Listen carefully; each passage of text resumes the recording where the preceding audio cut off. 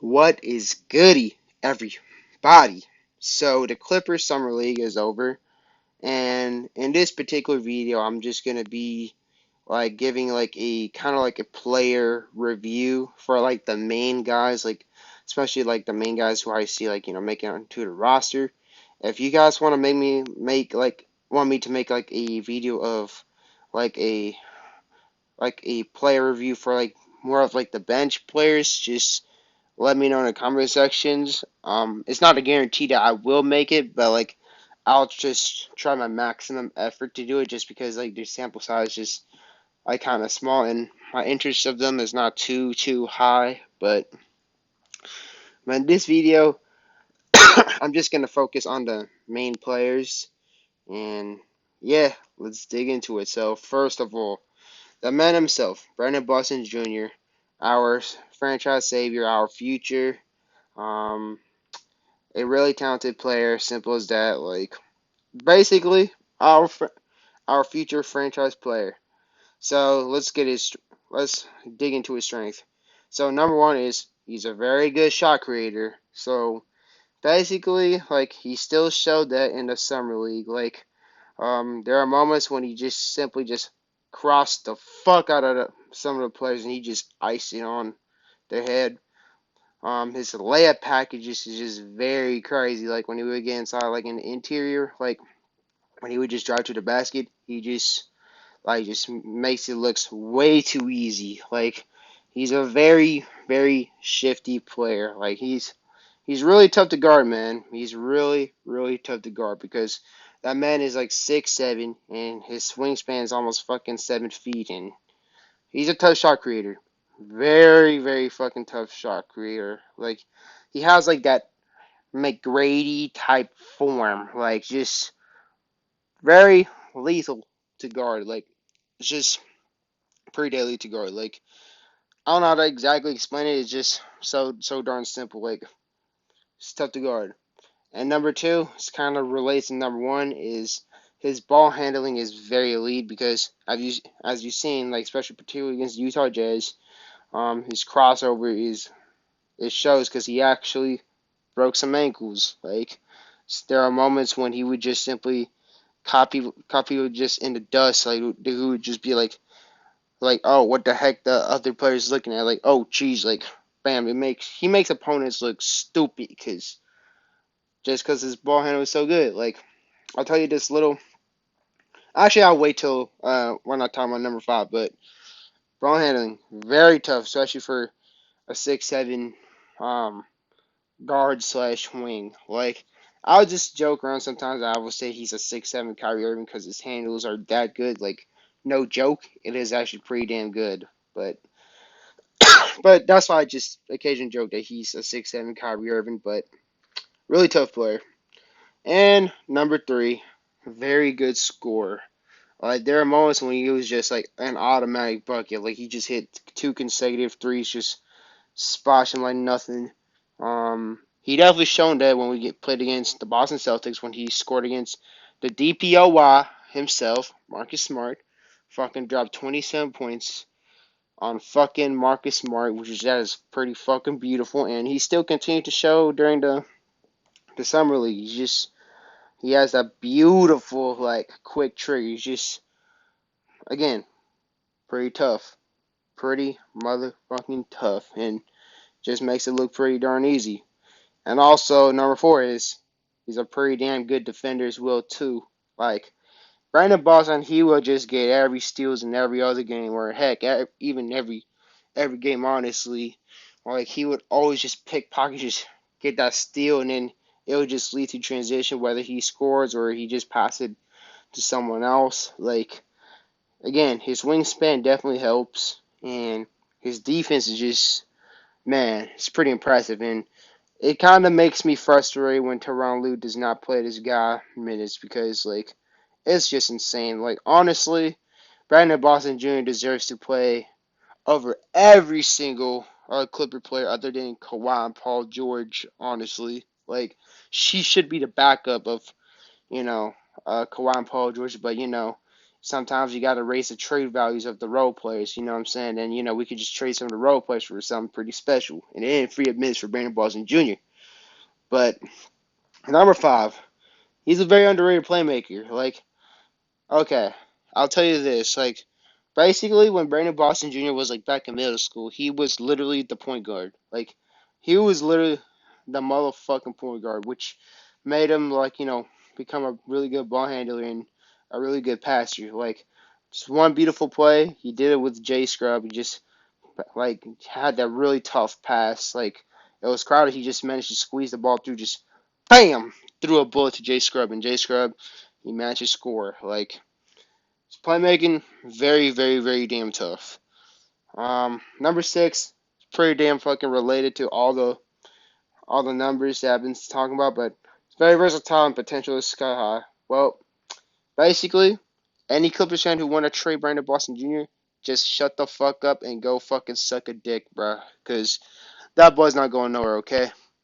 And anybody who wants to trade Brandon Boston Jr. is not a legit Clippers fan. You must be either a Kawhi fan that just want to see Kawhi win a ring, but that don't care about the Clippers in the long run, or a PG fan, or fuck you, just a double agent. Because there's no fucking way you would actually think trading Brandon Boston Jr. is a logical idea, unless if it's for fucking Giannis or some shit. But even that, I'm not fucking trading Brandon Boston even for if it's for Giannis. And I fuck with Giannis heavy, but I'm not trading Brandon Boston Jr. Let's get that straight, because like most of the talks out here is Brandon Boston Jr. for what's his face, Kyrie Irving. It's the equivalent of the Lakers in 1998 trading Kobe Bryant for Gary Payton. And another trade talk I hear is Brandon Boston Jr. for DeJounte Murray or Rudy Gobert. That's the equivalent of the Lakers in 1998 trading Kobe Bean Bryant for Dikembe Mutombo or let's see, a fucking Grant Hill or whatever. Like, again, that's how special Brandon Boston Jr. is. So I don't want to hear anybody in the comment section talk about like he's a trade piece. He is not a trade piece. He's him. He's the future. Not going nowhere. Not going nowhere. Not going nowhere. Nope. Me and my homie Clip Ganger don't bang. We don't tolerate any motherfuckers who want to trade Brandon Boston Jr. Because like, a lot of people are sleep on him. Not gonna lie. Like, even CM, like he's like the main Clipper run channel. I mess with his content heavy, but I did hear him in a live stream say he's willing to trade Brandon Boston Jr. for fucking Miles Turner. Now look, I'm a huge Miles Turner guy. I wanted him ever since the fucking bubble collapse. But gosh damn it. If the Clippers trade Brandon Boston Jr. for Miles Turner, I will personally find a way to get an AK-74 and I will do a drive-by at Lawrence Frank's fucking office. I'll be like, brrr, brrr. No. Don't even think about trading Brandon Boston Jr. Nope. Nope, nope, nope, nope, nope. Especially for Miles Turner. Like, again, I liked Miles Turner's heavy. Like, I like Miles Turner so much that I suggested to trade Luke Kennard for Miles Turner because I just want to free up a logjam. But now Luke Kennard, he showed his values went up, and also me watching Clip Game Don't Bang a bit kind of made me learn about Miles Turner. Like his rebounding is kind of like a little worse than Zubac, but he could space the floor. But again, we're good. We have the perfect roster. We chilling. And last but not least is Brandon Boston's a pretty good rebounder as well too. He would like occasionally be like the second best rebounder of the team, like if not like the bigs or like the third. Like, again, that helps with his long frame. Now let's get into his weakness.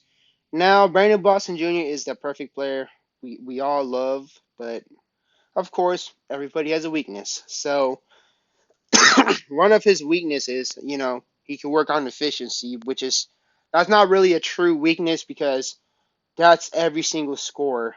Every single scorer slash bucket getter, their natural habitat is not efficiency. Like it's just all about getting the buckets and depends, if they could do unless if you're Michael Jeffrey Jordan or Kawhi Leonard, um, don't expect, automatic fucking efficiency. Like, you're going to miss shots. You're going to miss shots. Like, look at Kobe Bryant. Look at Devin Booker. Look at James Harden. Look at Jason Tatum. Look at, who else? Who else can I think? Lou Williams. Look at, basically every single premier scorer in the league. Look at Iverson. Like, they have cold stretches that they can't make shit. So that's essentially every single scorer. So that's just one minor weakness, but yeah, that's just simply it. Number two is he could get a little trigger happy with the shot selections. Like that's just part of being a scorer. So that's just me trying to be really nitpicky and find a weakness because I want to be objective as possible because he did have moments when he couldn't hit shots like when the last game when he only scored like what 6 points I think like which is like pretty bad for Brandon Boston Jr. standards, but again you can't always have the good games. You know what I'm saying? You always hit some struggles. There are moments when he hits like 2 for 15, which is like again, it happens. It happens. Like it's a way to get his shot off. But when he's on, he's scary. And you do not want to play against him, man. You do not want to play against him. And you do not want to see him in a different uniform other than the Clippers. Nope, nope, nope, nope, nope. Alright. Now let's get into the play comparison. Well, this man is special, okay? Let's get it straight up. So I just put Tracy McGrady and Paul George because um like Tracy McGrady and Paul George, they play exactly the same way, honestly. Both are really good in their ball handling. They can definitely score at all three levels. They're both really smooth athletes. Their playmaking is pretty solid. Defense pretty good. There's not many true weaknesses other than, sometimes efficiency. And Brandon Boston Jr., he fits in that mold. Like, he's that perfect. I believe Paul George and McGrady is like that perfect comparison for Brandon Boston Jr. just because he's a complete player. He's essentially really a complete player. Like, pretty tough. Pretty tough. And then next comparison is y'all gonna look at me crazy, but I low key kind of see some shades of Kawhi, especially when he played against the Utah Jazz. Like Brandon Boston Midi was falling, and it gave a lot of Kawhi vibes. And the reason why I just put Kawhi just because his defense is really fucking good. Like he would always get every other steals, but he's a less efficient Kawhi. Like he's an inefficient version of Kawhi because Kawhi is pretty fucking efficient, but he's Brandon Boston Jr. is by far less versatile than Kawhi because Kawhi can literally do everything. Like he can pass, he can play make, he could defend down low too. Brandon Boston Jr. could defend down low to a little extent, but not against like the bigs. Kawhi Leonard could definitely hold himself against the bigs, but I mean, it is there. The potential is there. And another comparison is I give him is Brandon Ingram just because again that he fits the similar prototype. Good at ball handling, very good shot creator, good defender, just a smooth athlete. And that's like the most like conservative comparison for Brandon Boston Jr. Just the way how he shoots the ball. I hear some other Clippers saying they want to compare him to Jordan Clarkson, which is like, hey, a 6'7" Jordan Clarkson that could be pretty tough too, but I think he's more than a Jordan Clarkson for sure. Just because Brandon Boston Jr. got that clamps. Like, again, he's not going anywhere, okay? Let's get it straight up.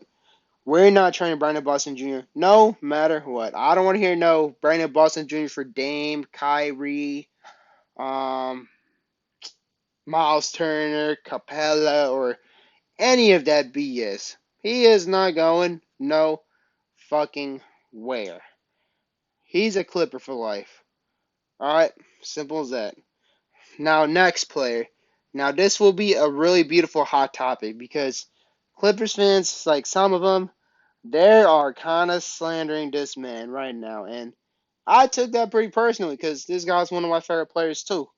Like, especially anyone who knows this particular channel because I'm one of the biggest vouchers of Jay Scrub.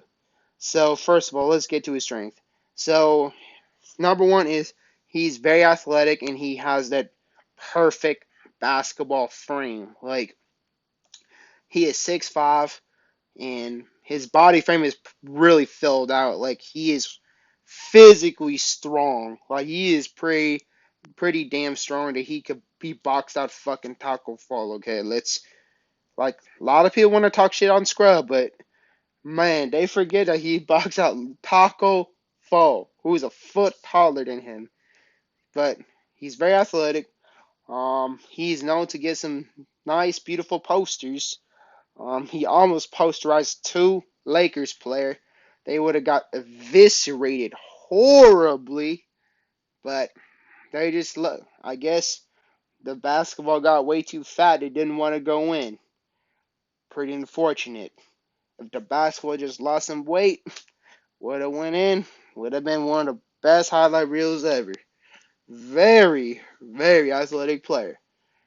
Um, Number two is his biggest strength, other than athleticism, is his slashing. He's a very good driver. He's a very good slasher. Like the way how he slashes the ball to the basket, it reminds me so much of Bradley Beal or ironically Norman Powell. Like it's just the way how he like lays it in. Just reminds me so much of those particular players. Like I've seen so many times when Jay Scrub he just like when two people would guard him, and he would just like lay it in and it would just go in. Like that's the great stuff about Scrub. Like people forget that just because his shot was not falling in, just because his shot was not falling in and he didn't establish a name does not mean he's a bad player whatsoever. Like his slashing ability is pretty damn tough, bro. Very, very, very tough. And when Scrub like he kind of gets a trigger happy when he wants to take over, it's beautiful. Very beautiful. Number three, his playmaking is also pretty underrated. Now a lot of clips are saying bullshit that Scrub is a selfish player. Oh, he does not know how to pass the ball. Oh, he's just like I don't know, like selfish. He has a big ego or something like that. Like it's just exaggerated. Like his ball hog, the ball hog myth of Jay Scrub is very exaggerated. Like his playmaking is actually so damn underrated. Like, it's kind of like the way how Lou Will would play make. Like, there's one beautiful pass to Jason Preston. It was just also a pretty tough pass. That's something that a point guard would do. Just and Preston was getting in transition or something like that, and then just Scrub just threw a bullet to Preston, and then Preston just laid that bad boy up. He laid that bad boy up. Number four, he's a very good defender.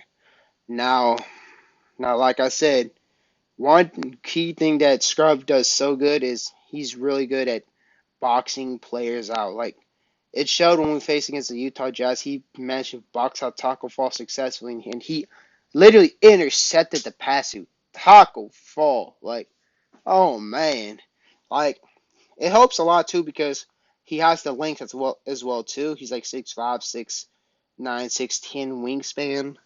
Um, and he has a really filled out, strong body frame. Like that makes him a really good like defender. Like he plays like 94 feet. He can test the shots pretty well. His defense could get a little inconsistent to an extent. Like he does get blown by like every once in a while, but other than that, Scrub defense is pretty good in my opinion. Now number five is his jump shot. Like it just cannot hit. Like he cannot really shoot yet, but his jump shot is pretty promising. Like the way how he shoots. Like now, like earlier I said Scrubs, like when he attacks the basket, I think so much of Bradley Beal and um, Norman Powell. But now the way how J Scrubs shoots the ball, it reminds me a lot of D'Angelo Russell. He's a lefty. His creating is pretty tough, but the shot was just not connecting. But he managed to create a good amount of space, and and it shows a lot of promise. It shows a lot of promise. It just could not fall. His mid range is, somewhat solid, but sometimes it just couldn't fall. Like it's just he could work on his shot selection. So I'll tell you that. Number six, he's a really good rebounder for his size. Like this dude occasionally would be the leading rebounder of the summer league games. He would get like 8, 9 rebound. That's something like a big man would get, which is, man, that is pretty darn impressive too. Like again, like it's his body frame that helps him like be a good rebounder. Like he's 220. Um, again, he's that perfect guy that you would want him like to box out with like other guards because um, but yeah, like his athleticism also helps too. Like he would always like I would always see him like get the rebounds like a decent amount of time. Um, so that's his other strength. Rebound, pretty solid rebounder for his size. Number seven, he's shown willingness to take over at times. Now, a lot of Clippers fans they kind of like take misconceptions mis basically miscoms I can't pronounce it at the moment, but misconceptions that he's a ball hog or he's just throwing dumb shots or everything. But Scrub, if you actually know who he is, he has moments that when he could just take over, like as a complete player. Like it's just Tyronn Lue didn't give him the adequate minutes that he deserved. Like it's just like his sample size is too small, so that way like people would get fooled. Oh, he's just a selfish player and all that. But when he was like back in Johnny Logan, whew, he was tough and Scrub like sometimes like people criticize him for being a little too passive or looking too lost, but now when he was trying to take over, when he was trying to go crazy with the shots, people were saying he's a ball hog. So I guess you can't win these people over, but he did, especially the Lakers game. He showed that he really tried to take over, but he was pretty confident despite the shot was not falling. Um, basically, kind of like what Kobe does. His shots literally could not fall for crap, but it just keeps falling eventually. It just starts falling eventually because, you know, 0 for 30 is better than 0 for 9. All right, let's get to his weakness now. So first of all, his weakness is he's pretty turnover prone, and those are not really that bad. It's just like he would just get stripped at times because like sometimes he's like kind of like the main scorer. Um, especially when he would drive to the basket, he would just get stripped. But it is like pretty turnover prone. That's probably one indicator that Tyronn Lue that does not want to play him because he could turn a ball over a decent amount of times. It's not like boneheaded, but like um he does like definitely could work on controlling on the turnovers because coaches do not like turnovers. Let's get that straight. Like but it was not really like the most boneheaded plays. It's just like oh he just gets stripped a lot. Like there's one game when he got like 5 turnovers a game, that is a pretty sharp red flag. But but like but yeah, turnovers definitely trimmed down on those. Like some of it was not his fault. It's just like sometimes other players get the butter finger, but definitely trim down the turnovers.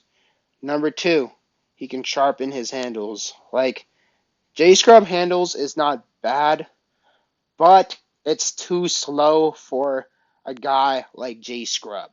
Like it relates to number one a lot because like those are the reasons why he would turn the ball over a lot because his handles are just not quick enough for a guy like J Scrub because J Scrub is this 6'5", 6'6" athletic player. He's pretty quick. His handles are not bad in isolation, like he could just like if he kind of like moves a bit slower, it could be good. But when he slashes to the basket, his handles are like a little slow for his speed, which kind of makes opponents prone to like be able to reach in and then take the opportunity to grab the ball from him. So it's kind of like I don't want to say like he's like a Russell Westbrook, but like he's definitely I don't see any Russell Westbrook in him other than athleticism and his turnover prones. But like the thing with Russell Westbrook, I kind of notice is like he's a really fast player, like at least in his primes, but his handles are like kind of like too slow for him. Like Scrub could try to like have like more of like a Brandon Boston. If he had like more of a Brandon Boston type handle or a Reggie Jackson type handle, like he'd be really tough. Like that's one thing Scrub could definitely try to master, and his handles, because that is like the key Achilles heels on why Scrub is kind of like more on a turnover prone side of the spectrum. And then let's get to number three. He could definitely improve on his efficiency because boy, his efficiency was off, off, off. But again, like I said, that is every single scores.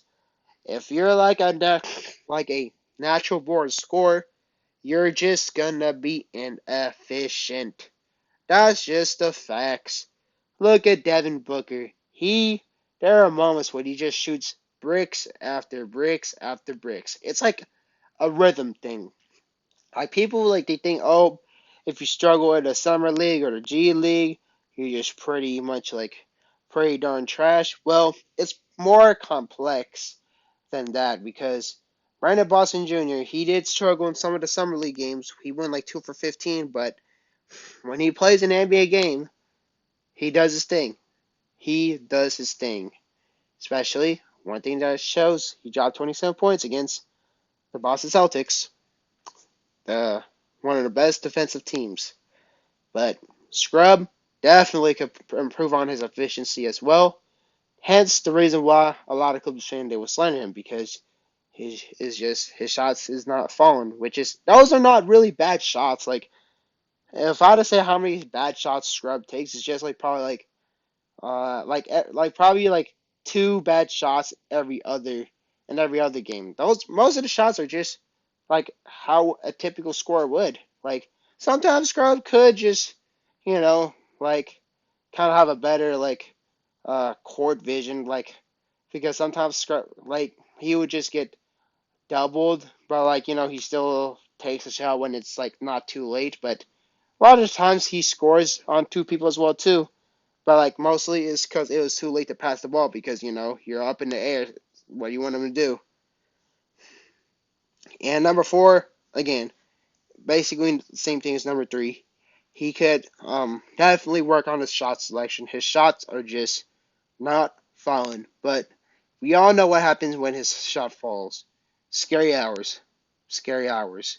Like basically to fully describe Scrub is he has everything in his bag. It's just the shot's not falling. He's just having a little rough, like a rough period of time. Like I think if the Clippers like just move on with Scrub, just lets him go, the Clippers are making a really huge mistake because people forget he's still 21 years old, which is the potential is there. And Amir Coffey, remember Amir Coffey last year? He was like what 24 years old, but he did pretty darn bad in the summer league as well too, if not worse than Jay Scrub. But yet he still produced. He still produced in the NBA. And also, don't forget, like again, it kind of proves like it's more than it's just summer league and he's not gonna do that in the NBA. Like sometimes it's the opposite. Like he does better in the NBA than the summer league. Like But anyways, let's get to the player comparison. So obviously, my go-to comparison for Scrub is Bradley Beal. Like, the things that Scrub and Beal have in common is they both are a very good slasher.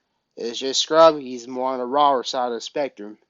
Another thing they have in common, um, with J Scrub, J.R. Smith, and Norman Powell, the three triangle players that I compare Scrub to is um, they don't have their handles are not good enough to make a crossover, and like of course like all three could dribble better than Scrub because they're proven, they're seasoned, but Scrub has the potential to improve that. And Scrub, if Scrub just improved that, he definitely could be like a Bradley Beal for sure. So that's two. It's just the handles are good, but not good enough to cross someone up. Three, both are fairly athletic. Four, they're both are more of a strictly score first shooting guard type. Number five, they're like they have the prototype of scoring all three levels: shooting threes, shooting mid range, and most importantly, slashing. Um, Another comparison is just the way how J Scrub shoots, and the way how he shoots, very similar to D'Angelo Russell. Very similar to D'Angelo Russell. Just the way how the ball just leaves their hand, and it's the same thing. And I kind of made a similar video of that. Like I kind of showed film to film, and the thing is, they both are pretty inefficient too. So that's another thing they are uncommon.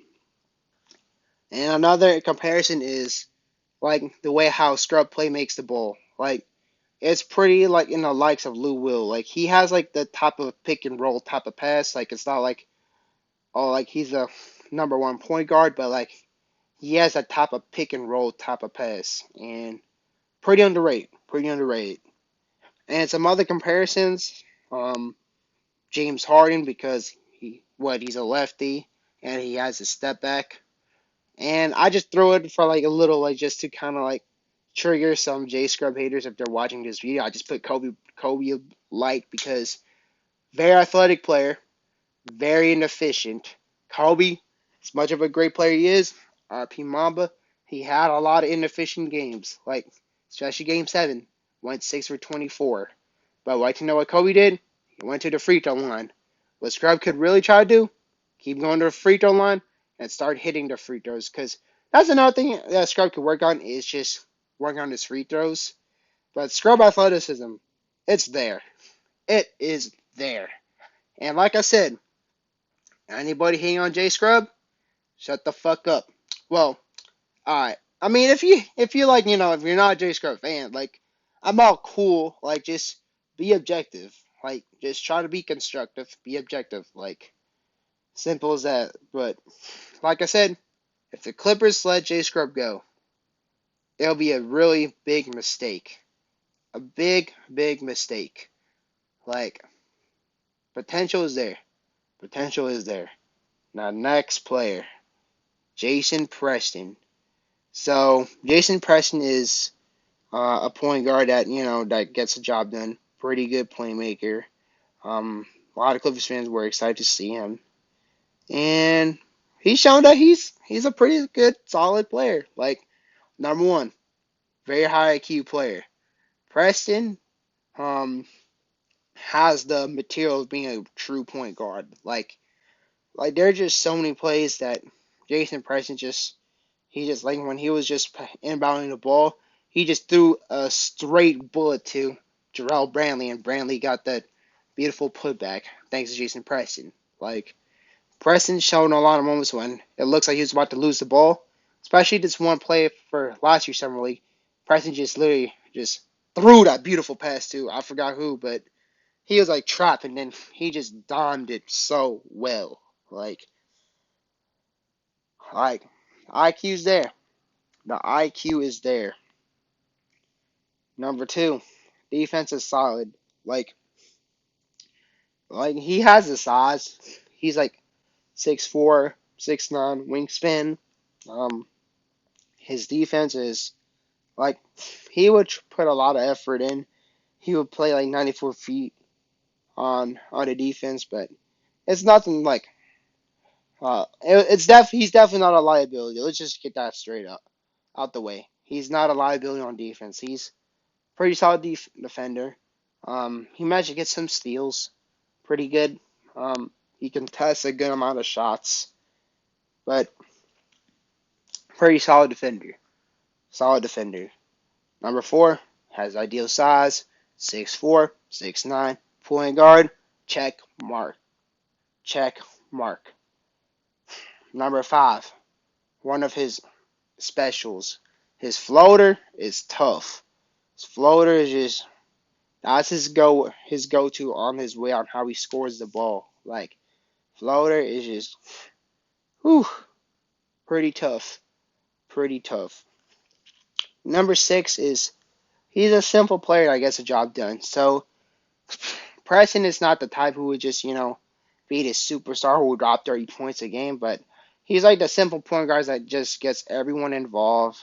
But yet, when when he wants to shoot the three, um, you know, it's falling. It's falling, and he's the ultimate recipe of a team player. So that is his strength as well too.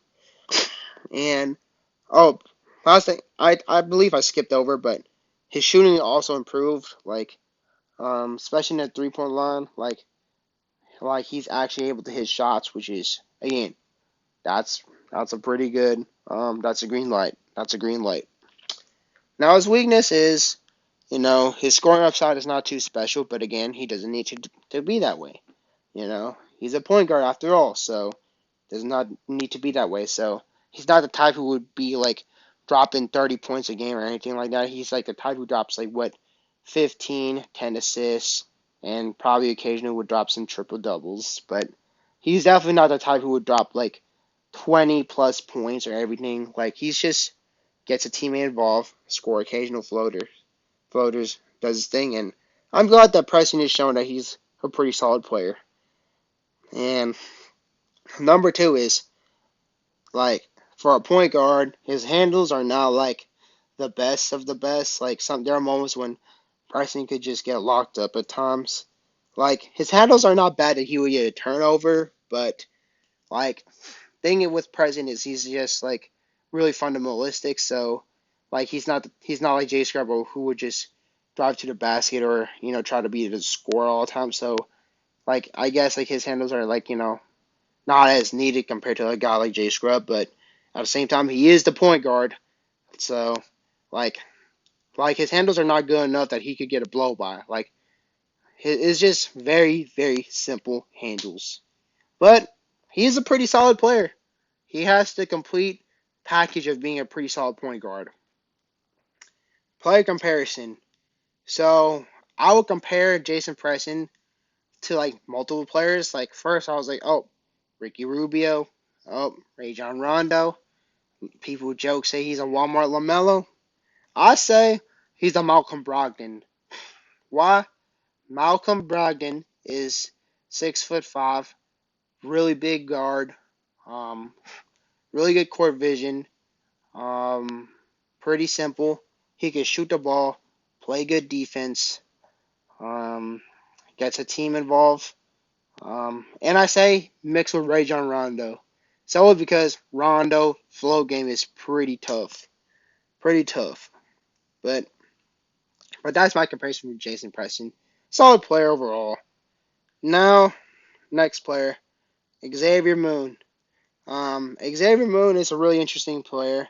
He did do pretty good in some of the Agua Caliente games, so the Clippers called him up. Some games he didn't disappoint, but he is 26 years old. Actually 27, 28, I don't know, but again, pretty neutral on him. Pretty solid player too. Like his biggest strength is he's very quick. Especially in the last game, he showed that he's really good at blowing by opponents real easy. Like he's quick. He's like kind of like warp speed to a certain extent. Number 2, he's a very good mid-range shooter. His go-to shots are just simply in the mid-range. He would just like dribble, hit the midi, just splash. Um, Third is, obviously he's a point guard, pretty good playmaker. Like he would just get 6 assists at times, 4 assists at times. Like solid playmaker. Definitely not a scorer though, so he's a pass first. Number four is he puts in a lot of effort on his defense. Like like Xavier Moon, he does not have the ideal size to lock opponents up, but he really like puts in that effort. He puts in the 94 feet type bobs. Um, he just puts effort on defense. Like he stays in front of his guys, and sometimes he gets scored on, but sometimes better offense, good D. Um, Last strength is he had a clutch moment against the Miami Heat. He almost let it, the bounce back, but it was just not enough. His shooting is pretty promising, mid range pretty good, blow by was pretty tough. He was just like boom, speed running and just bam, got the lay. Now his weakness is scoring can be inconsistent because there is a game that he went like 0 for 8. He didn't score anything whatsoever. Second is he doesn't have any flashy upside, so his upside is not too high. Like it's just pretty much going to be like a role player type player, which is that's fine for Xavier Moon. I could see some teams trying to use Xavier Moon, I guess, but does not have the flashy upside. Like he's not the type who would just you know just be a flamethrower from the 3-point line. But three is he's kind of undersized. Like he's undersized. He's like 6'2". Like sometimes like opponents could score on him like pretty easy, especially if you get switched on to bigger guards. But again, it's not too much of. It could be of a problem, but like it's Xavier Moon. He's nothing like too special. And I give this comparison to T.J. McConnell because they both have the same size. They're both of a really good playmaker. Both are pretty quick. Both are just simple. Pretty darn simple. But they're none. Both of them are not going to be like stars or superstars or anything. But who knows? Xavier Moon could prove me wrong. But again, happy for Xavier Moon. Like pretty solid player. Um, Now last player, our rookie, Moose Diabate. A lot of upsides. A lot of upsides. Um, so number one, he's very athletic. Like Diabate and athleticism always has to go in the same sentence. He is 6'10", but that dude could jump out the gyms and get a poster. He showed that in the summer league when he played like his first 2 games. Very athletic. And he's so athletic that he is a very versatile defender that he could guard the inside. Next thing you know, he can guard the outside.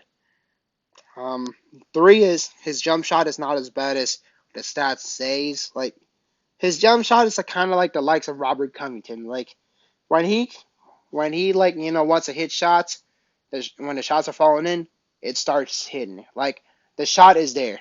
The shot is there. Very good rebounder, and he's really good at hustle. Like he has the hustle, he has the hunger, and he would definitely be a really damn good rebounder. Like he's kind of like Robert Covington when he would just get rebounds. Pretty tough, pretty tough. Six, he has really good motor. Like man, oh man, like again, his motor would be so good, it would just contribute to athleticism, getting a dunk, playing really good on the other end. Seven, he has a really good size. Maybe not perfect size like how I typed it, but he has a really good size. He's 6'10". He can guard 1 to 5 position. When he gets switched to a point guard, he guards him perfectly well.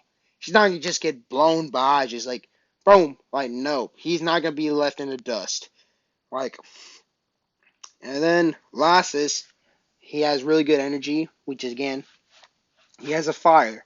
He has that fire into his demeanor. Like that is the reason why Lawrence Frank probably drafted him. Like I was cool with Diabate. I just wanted some other players, but I mean, hey, Diabate, I'm glad he's definitely not disappointing at all whatsoever.